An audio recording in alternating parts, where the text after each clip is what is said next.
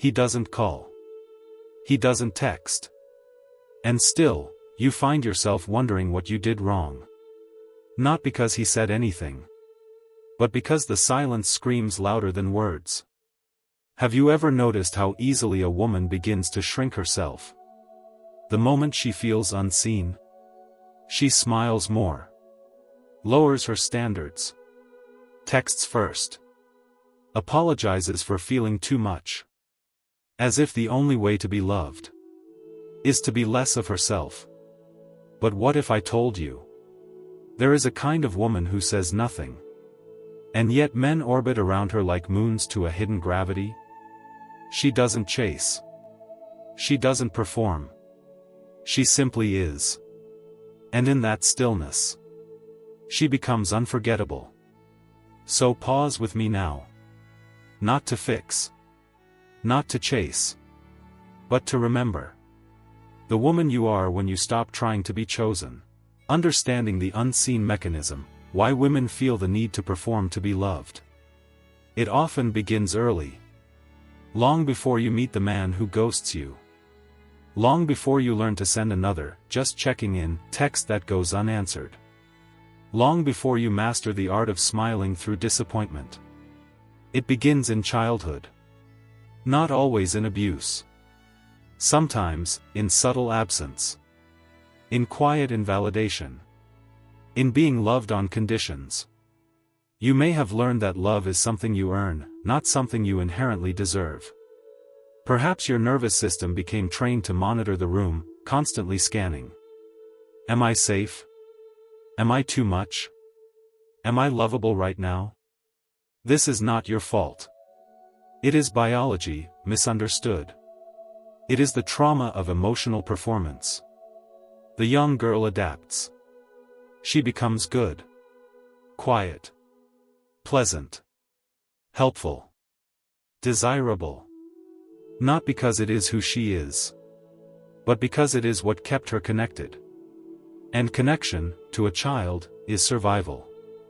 This early wiring, this attachment pattern, doesn't disappear when she grows up. It evolves. Now, in adult relationships, she continues to perform. Only the stage has changed. She doesn't chase love because she's desperate. She chases it because her body believes she must. Let's talk about the autonomic nervous system, the silent architect of your emotional reactivity. When you don't receive a text back, it's not just disappointment. It's a triggered nervous system, likely sliding into fight, flight, or fawn. Fight, you argue, demand answers, obsess. Flight, you ghost him before he can ghost you. Fawn, you overgive, over-apologize, over-explain. And underneath it all is the fear.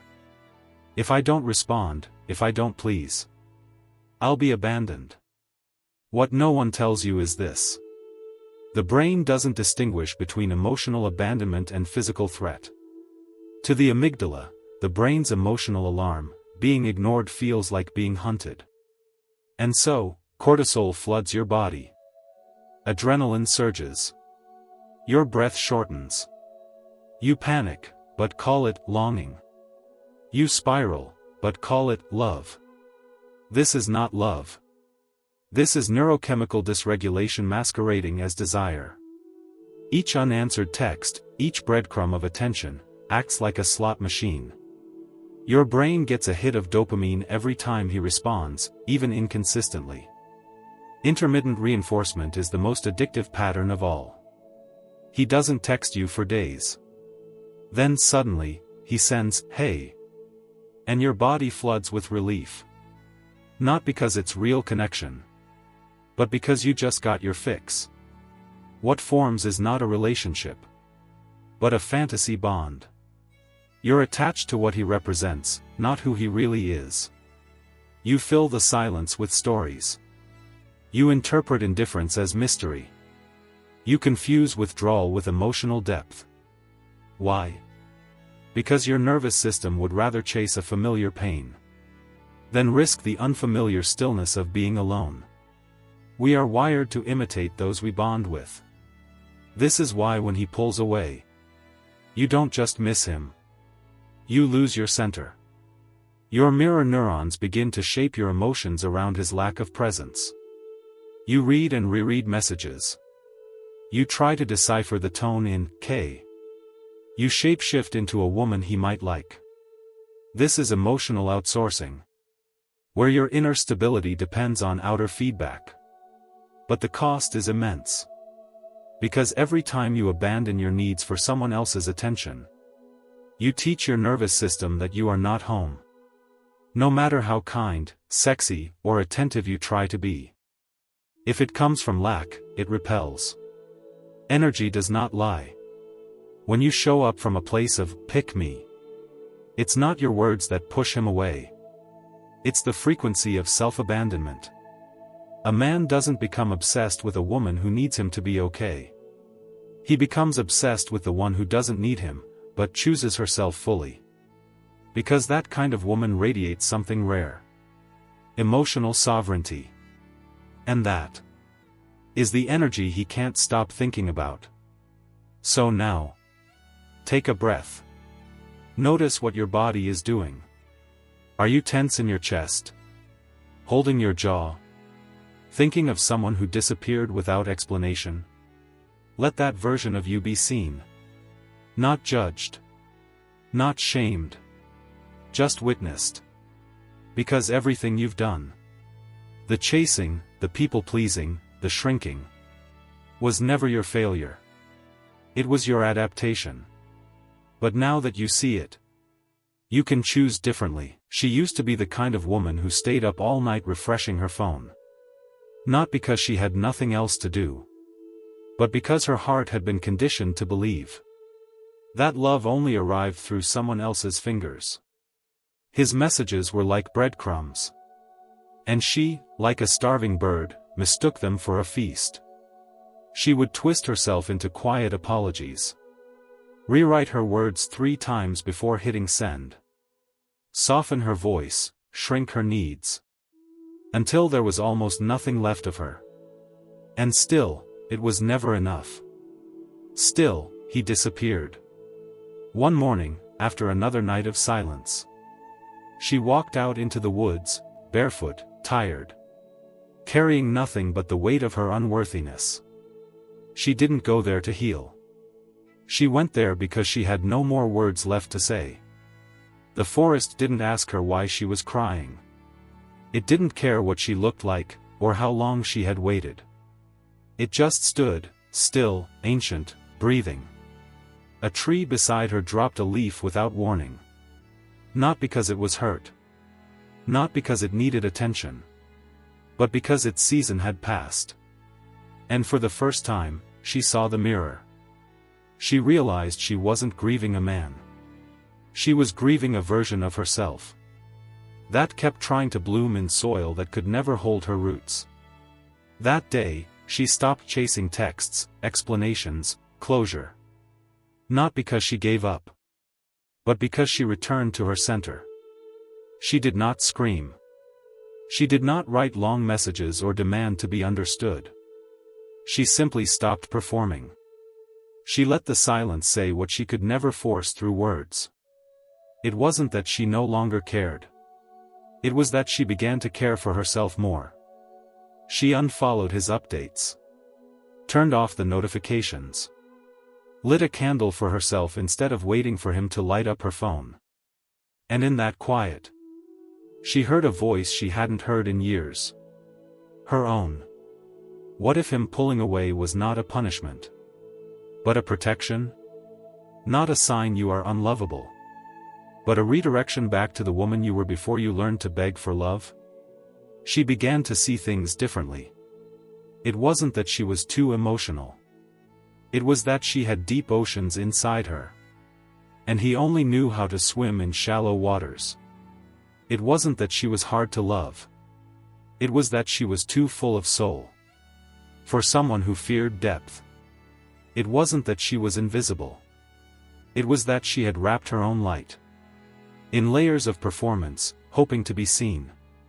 But now, she sees herself. And that changes everything. One night, he texted again. "Hey, Been thinking of you. The old her would have replied within seconds. She would have read it 10 times. Imagined what it meant. Twisted it into hope. But this woman. This new woman. She looked at the message. Smiled softly. And deleted it. Not out of anger. Not out of revenge. But because she no longer needed breadcrumbs. When she had become her own feast. She didn't withdraw to punish. She withdrew to return to her center. Because obsession was never love. And love, true love, never demanded she abandon herself to feel worthy. The flower doesn't chase the bee, it simply blooms. In the East, they say. The mountain does not move to meet the clouds. It simply stands, and the clouds come and go. There is a sacred wisdom in stillness. An ancient silence that does not beg to be seen. It does not argue. It does not convince. It does not perform. It simply is, and in that being, it changes everything. For centuries, Eastern philosophy has taught that the most powerful force is the one that does not force at all. This is the way of Wu Wei in Taoism, non-doing, or more precisely, effortless action. The river does not fight its course. The moon does not rush to shine. The bamboo bends in the storm, yet never breaks. Nature teaches us that strength is not in resistance, but in presence. Western conditioning often mistakes stillness for passivity. But in the East, stillness is revered. Not as the absence of power, but the refinement of it. There is a kind of woman who does not chase. Not because she lacks desire. But because she knows her energy is precious. She knows that chasing is a form of self-abandonment. And she no longer trades her inner sanctuary for someone else's temporary attention. This is the essence of the awakened feminine. She embodies the yin, the receptive, magnetic, intuitive. But make no mistake, she is not weak. She is like water. Soft to the touch. Yet capable of shaping stone. She is not docile. She is deliberate. She speaks few words, but each one echoes. She does not rise to every invitation of chaos. Because she knows. To be reactive is to be ruled. To be still is to be sovereign. In Zen Buddhism, they speak often of no mind, a state where the mind is free from grasping, free from clinging, free from resistance. When the mind is clear like still water. It reflects truth without distortion. Imagine your energy like a cup of tea. When it's full, there's no need to run around asking others to fill you. But when it's empty, you spill, you beg, you grasp. The Zen path is not about filling your cup with others' validation. It's about realizing your cup was never truly empty. You had simply forgotten to sip from your own silence. This woman, the one who no longer begs to be chosen, is not cold. She is clear. She understands that attention is not affection. That obsession is not love. That noise is not intimacy. She no longer confuses movement with meaning. In many Eastern traditions, the swan is seen as a sacred animal. A symbol of grace, purity, and discernment. It swims through the waters of the world. But is never drowned by them. It glides, not because it escapes the currents. But because it trusts the rhythm of life. This is the feminine in her awakened form. Unshaken, unhurried, unbound. She does not chase love. Because she has become love. She does not perform for attention. Because her attention is a gift, not a currency. She understands the power of the pause. The gravity of her gaze. The meaning of her silence. A man might forget the woman who begged for him. But he will never forget the woman who saw herself so deeply, he had no choice but to see her too. To be still in a world that demands you rush. To be soft in a world that celebrates hardness. To be rooted when everything calls you to chase. This is rebellion. But not the kind that screams. It is the quiet revolution of remembering that your presence is enough. Stillness is not giving up. It is coming home. It is choosing not to react, not out of fear, but because you value your peace more than your pride. It is letting go, not because you're defeated, but because you trust that what is meant for you will never require you to abandon yourself. This is what the East has whispered all along. Be still. Be whole. Let life come to you. So the next time he pulls away, the next time the silence returns, the next time you feel the urge to prove your worth, pause. Don't react. Return to your breath. Feel the ground beneath you. Listen to the quiet behind your thoughts. Because when a woman is no longer ruled by the noise around her, she becomes the still point of the turning world. And from that stillness, she no longer waits to be chosen. She chooses herself. You are the temple. Let others bow before entering. She no longer needs to ask, "What should I do?" Because she now understands. It was never about doing. It was always about being. If you are still asking whether you should text him again, whether you should explain your feelings one more time, whether you should wait a little longer or try a little harder, then pause. This is not a moment for movement. This is a moment for stillness. The kind of stillness that feels unfamiliar at first. The kind that almost hurts. Because you've been trained to fill the silence. Instead of listening to what it's trying to tell you. It's not telling you to chase. It's not telling you to prove. It's whispering. Come home. You do not need to prove that you are lovable. You are lovable because you exist. You do not need to earn the right to rest. Rest is your birthright. The more you chase someone's attention, the further you drift from your own presence. And the further you drift, the more anxious you become. The invitation now is not to send a message. The invitation is to hear the one already inside you. So close your eyes. Inhale gently. Exhale slowly. Feel the breath that expects nothing from you. Notice where your body tightens when you feel unseen. Bring your awareness there. Not to fix. Not to force. Just to witness. Because sometimes, the most powerful act of self-love is to simply remain. Without reacting. He may come. He may not. But you will stay. You will stay with yourself. And in that choice, you become magnetic beyond comprehension. Because you are no longer chasing energy. You are becoming energy. When a man pulls away and you stay rooted, something ancient awakens in him. He feels the absence of your attention. Not as punishment, but as gravity. Because a woman who does not need to chase is a woman who knows who she is. And a woman who knows who she is cannot be forgotten. Not because she said something brilliant. Not because she played a clever game. But because she remained silent. In a world that taught her to scream for love. You are that kind of woman. You are no longer the one who waits at the door. You are the door. Let others knock. Let others learn how to enter.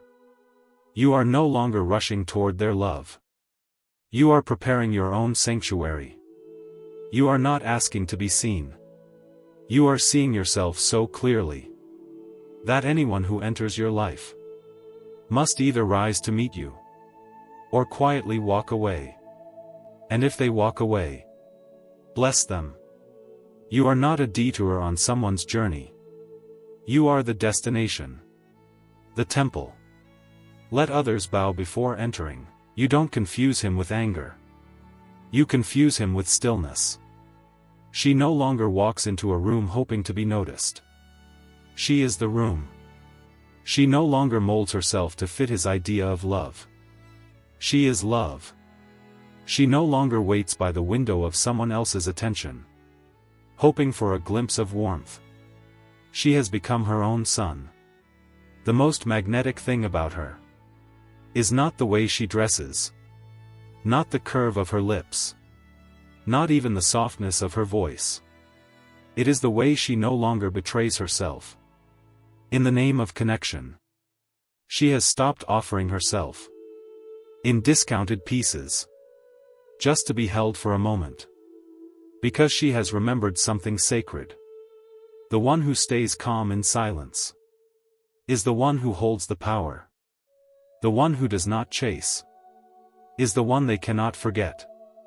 The one who stops performing becomes the most unforgettable presence in the room.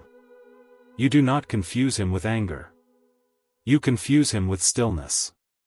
Because you are no longer seeking. You are seeing. You are no longer reaching. You are radiating. You are no longer begging. You are becoming. And from this stillness, this unshakable returning to your own breath, you whisper to yourself, I am whole. I am worthy. I am already home. Let them come. Let them go. But never again will I abandon myself to be chosen by another. Because I have already chosen me.